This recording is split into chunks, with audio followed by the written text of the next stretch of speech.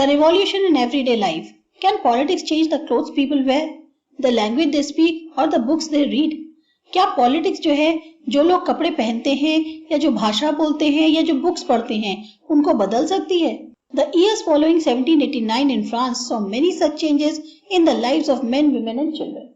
पर जो आने वाले साल थे 1789 में फ्रांस के अंदर उस तरह में उसने कई ऐसे चेंजेस देखे इन men, women या children इन सब की जिंदगी में. The revolutionary governments took it upon themselves to pass laws that would translate the ideals of liberty and equality into everyday practice. जो रोजमर्रा की प्रैक्टिस में विचार घूमते थे लिबर्टी, फ्रीनेस के, इक्वालिटी के, उसको जो है अब बदलने के लिए रेवोल्यूशनरी गवर्नमेंट से अपने हाथ में ले लिया था कि वो लॉ पास करेंगे. One important law that came into effect soon after the storming of the Bastille in the summer of 1789 was the abolition of censorship.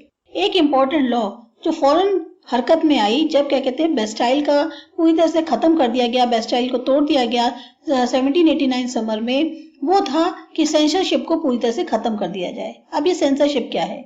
In old regime all written material and cultural activities, books, newspapers, plays etcetera could be published or performed only after they have been approved by the censors of the king.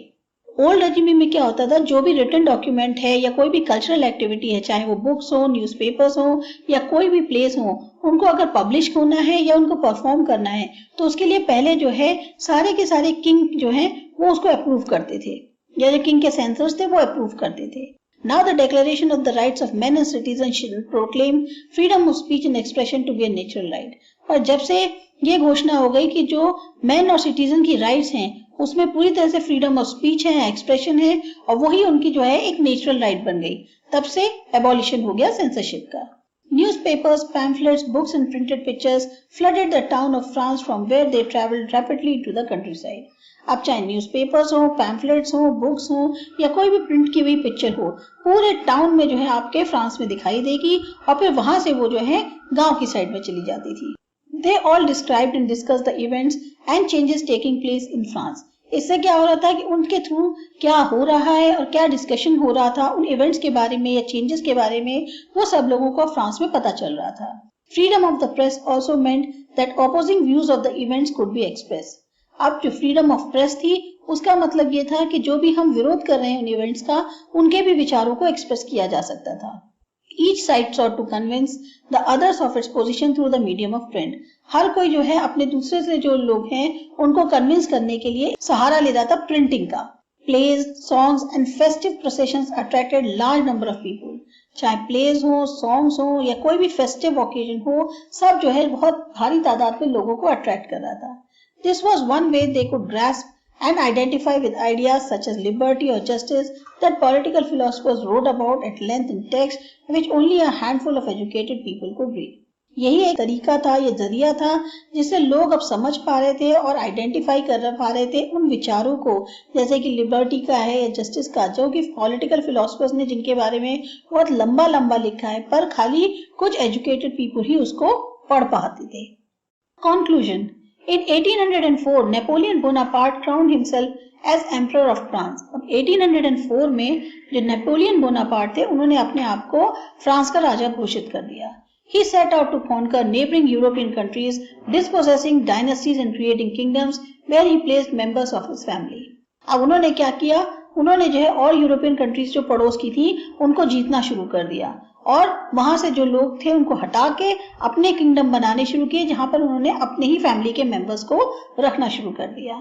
Napoleon saw his role as a moderniser of Europe. अब Napoleon को लगता था कि मेरा जो role है वो एक यूरोप को पूरी तरह से मॉडर्न करने का है. He introduced many laws such as the protection of private property and a uniform system of weights and measures provided by the decimal system.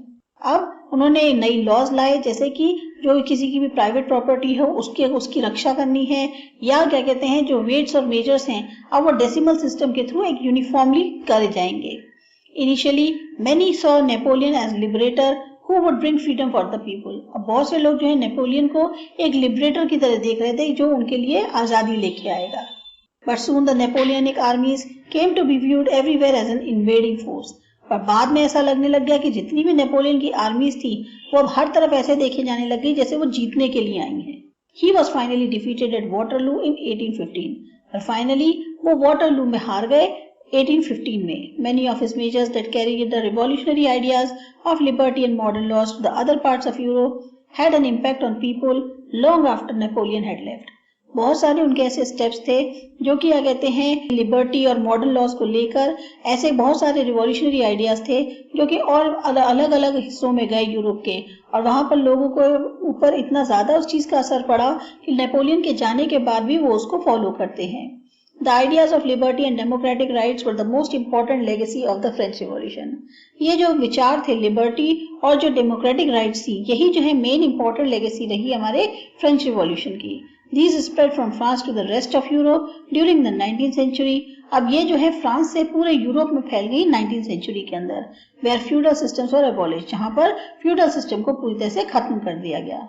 Colonized peoples reworked the idea of freedom from bondage into their movements to create a sovereign nation state. अब जो colonise people थे उन्होंने दोबारा इस idea पे work किया, जो उनके फ्रीडम का, आज़ादी का जो विचार था उस पर फिर दोबारा वर्क किया और फिर वो बॉन्डेज यानी स्लेवरी से छूट के ऐसे मूवमेंट्स को लाए जो कि एक ताकि नया सोवरेन स्टेट बन सके. Tipu Sultan and Ram Mohan Roy are the two examples of individuals who responded to the ideas coming from the revolutionary France.